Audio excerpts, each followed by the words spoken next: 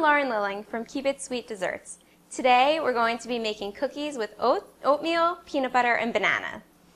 What I like about this recipe is one, it's really easy, and two, you can actually make it gluten-free really easily. If you get gluten-free flour, which you can find at most markets now, then the entire thing is gluten-free. So really all you need to do is pour all of your ingredients into the bowl. We've got oatmeal, just about 3 ounces.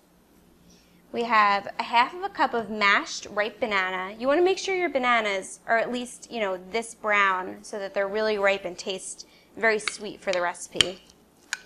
This is about 1 medium-sized banana mashed up. We've got a half of a cup of peanut butter.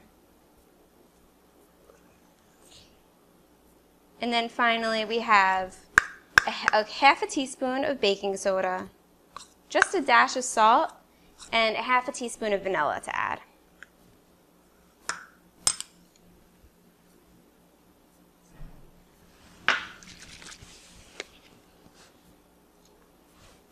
So now we're going to stir everything together. Meanwhile, our oven's been heating at 350 degrees, so it'll be ready when the cookies are ready to go in the oven. We're going to scoop the cookie dough onto a parchment paper on a baking sheet that's ready to go into our oven. We'll make about a dozen cookies of medium size.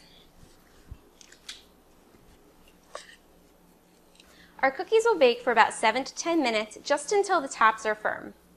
I'm Lauren Lilling from Keep It Sweet Desserts. Come to my site for lots of recipes and lots of sweets.